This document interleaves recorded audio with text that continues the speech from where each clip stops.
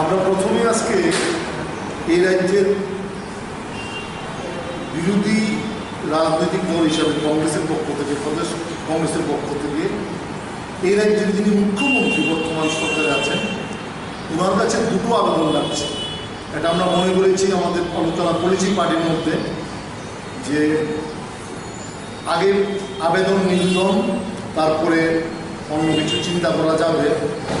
সে আবেদন নিবেদনটা সম্পূর্ণ আমাদের এই রাজ্যের মানুষের জন্য, এটার মধ্যে অন্য কোনো দৃষ্টিভঙ্গি নেই এবং মানবিক দিক থেকে দেখার জন্য। প্রথমটা যেটা আমাদের কাছে এসছে, ৫,৫০০ জন সর্বশিক্ষার যারা টিচার, যাদেরকে এখন সমগ্র শিক্ষার স্কিমে আনা হয়েছে সেন্ট্রাল গভর্নমেন্টের সিদ্ধান্ত অনুযায়ী।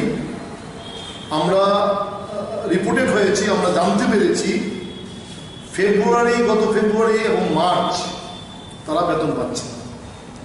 এবং আমি আশা করবো সাংবাদিক বন্ধুরা বা যারা মিডিয়ার সঙ্গে জড়িত তারাও জানেন।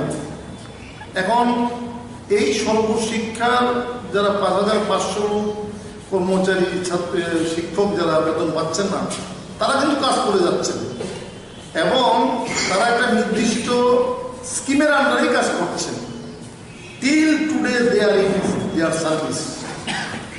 নাও 1918-19 যে অর্থবর্ষ, সেই অর্থবর্ষ থেকে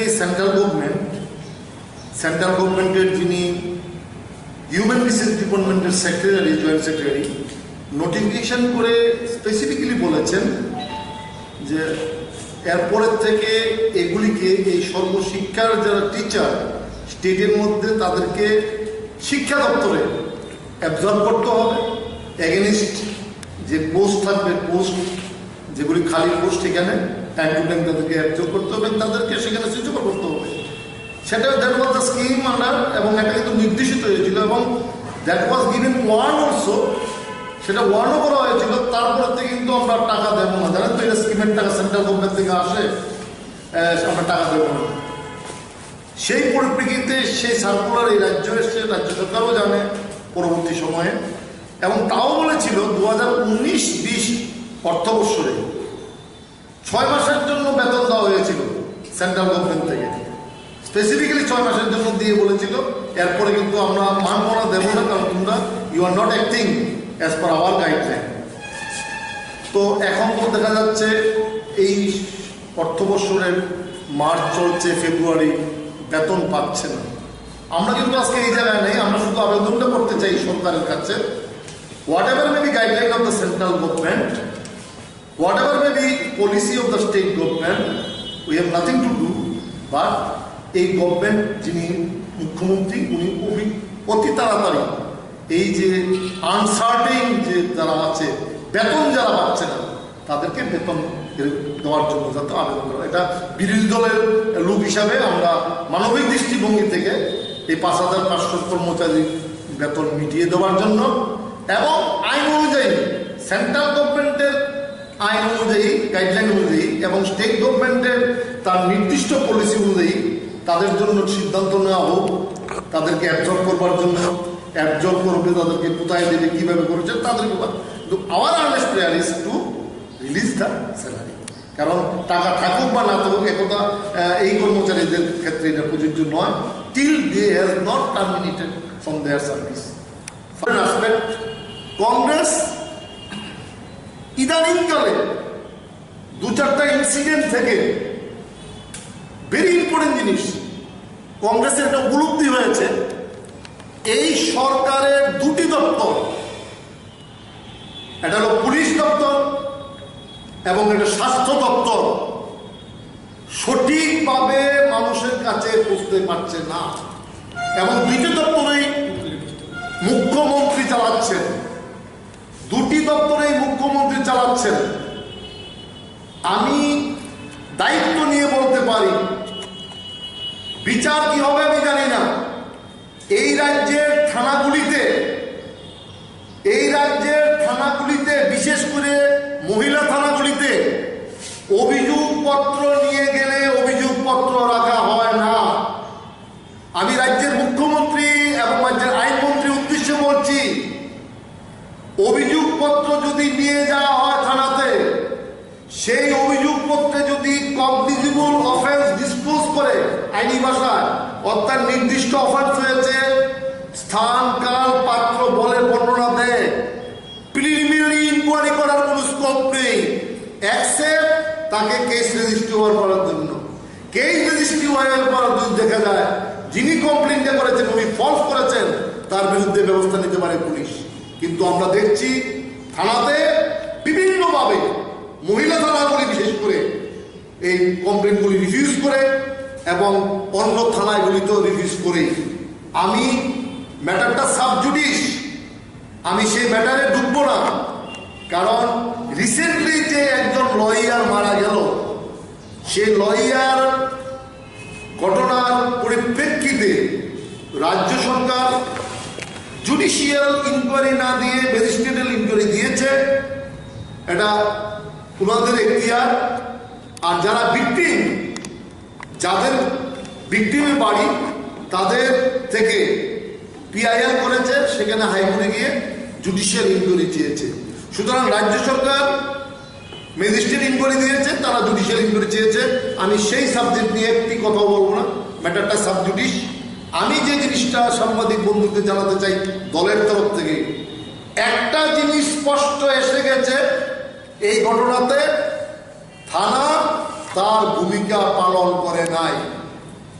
থানা শুধু কেস নেওয়ার দায়িত্ব নয়, আপনারা কি একটা পরিসংখ্যান জানেন? যদি পারেন কোনোভাবে এটা ইউজ করবেন, যারা বরিষ্ঠ সাংবাদিকরা আছে। আজকাল সমস্ত এইসব ইনজুরগুলিকে ফায়ার সার্ভিস হাসপাতালে নিয়ে যাচ্ছে। কেন? এগুলি একসময় মানুষ করতো, পাবলিক করতো। Everything very related. এবং আপনার সাংবাদিক বন্ধুরা এটা আমাদের থেকে আপনারা বেশি জানেন, আপনাদের কলমে এবং বিভিন্নভাবে আপনাদের লিটারেচারে এটা উঠে এসছে। 10,323 10,323 এখন নাম হয়ে গেছে, আর কিছু বলতে হয় না। তাদের ডেডলাইন 31শে মার্চ। এবং ত্রিপুরার রাজনৈতিক দল, ত্রিপুরার সরকার, বিরোধী দল এবং সাংবাদিক মহল বা অন্যান্য সব সেকশন জানেন তাদের চাকরিটা যে নাই, সেটা আইনের বিধিবিধান, অর্থাৎ আদালতের নির্দেশ অনুযায়ী তাদের চাকরি থাকতে পারছে না। এখন পর্যন্ত এই সিদ্ধান্ত থাকতে পারবে না, সুপ্রিম কোর্ট পর্যন্ত যে আসার পরে অলমোস্ট ত্রিপুরার যেগুলি রাজনৈতিক দল আছে, আমি এখন পর্যন্ত দেখিনি কোনো দল বলেছে তারা চাকরি না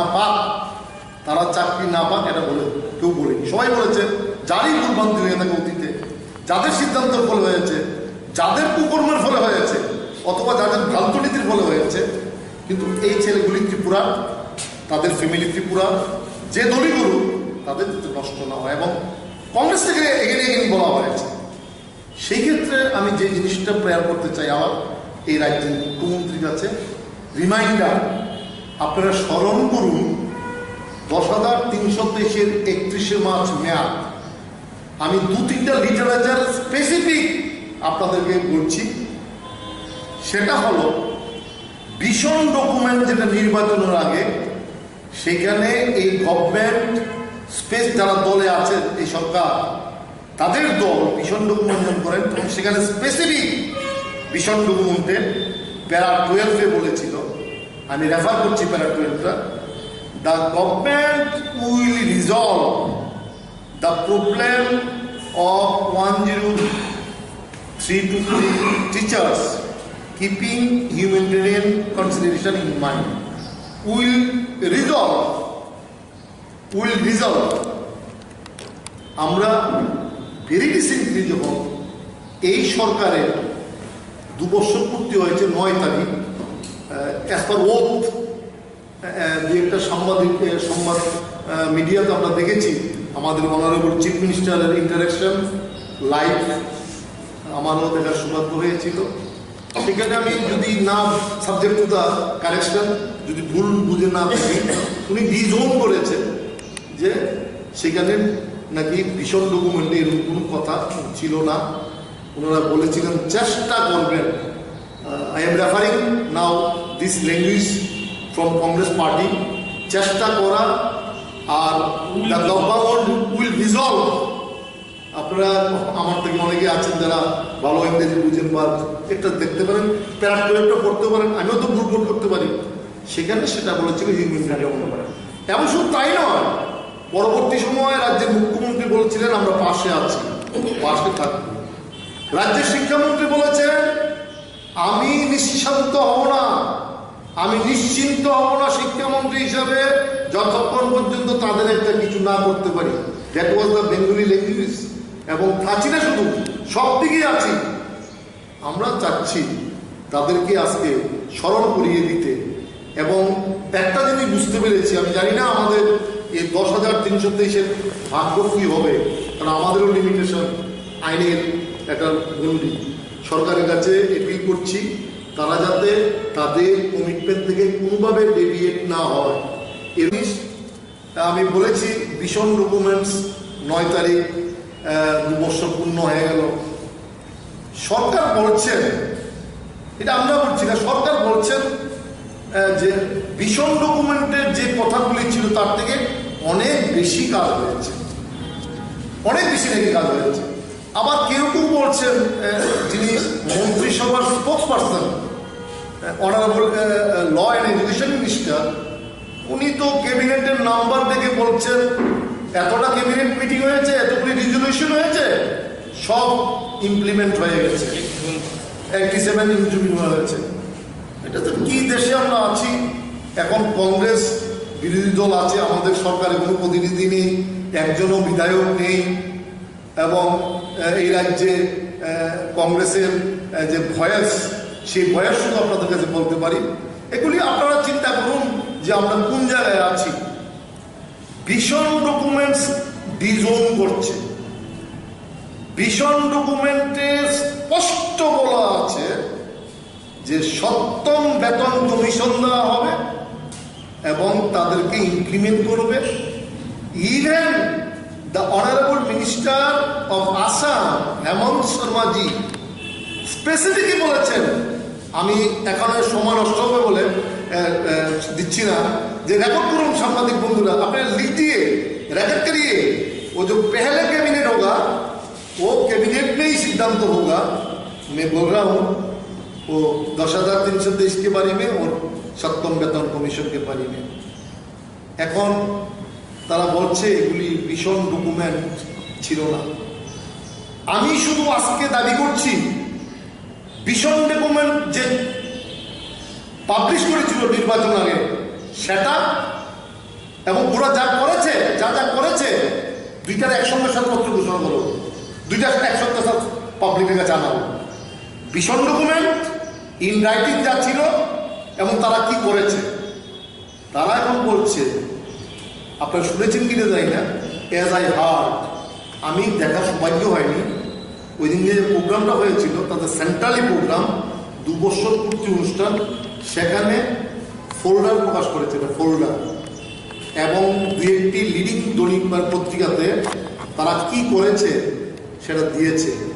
10,000 আর এই 7ম বেতন কমিশনের পরিবর্তে তারা লিখেছে স্পষ্ট যে তারা 7ম বেতন কমিশনের মতো একটা সুযোগ দিয়েছে, যেটা বার্মা কমিশনের রিপোর্ট থেকে।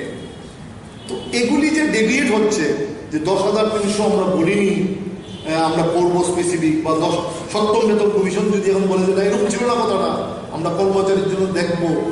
সাপোজ তারা বলেছিল 50,000 শূন্যবোধ আছে, এই 50,000 শূন্যবোধ পূরণ করব। 50,000 শূন্যবোধ তো পূরণ করেই, বরং যে শূন্যবোধগুলি পূরণ করেছিল থ্রু টিপিএসসি একের পর হাইকোর্ট থেকে বাতিল হচ্ছে। এটা আমার কথা নয়। যেগুলি টিপিএসসির মারফতে, স্বয়ংশাসিত সংস্থা টিপিএসসির মাধ্যমে যে শূন্যবোধগুলি পূরণ করে উদ্যোগ নিয়েছিল, সেগুলি নিয়ম বহির্ভূতভাবে হয়েছে বলে অনেক ক্ষেত্রে হাইকোর্ট একের পর এক বাতিল করছে। আর কিছু কিছু অ্যাপয়েন্টমেন্ট হয়েছে এই সরকার আসার পরে, এই অ্যাপয়েন্টমেন্টগুলি কোশ্চেনেবল, এবং এই অ্যাপয়েন্টমেন্টগুলি আমরা মনে করি নির্দিষ্ট নিয়ম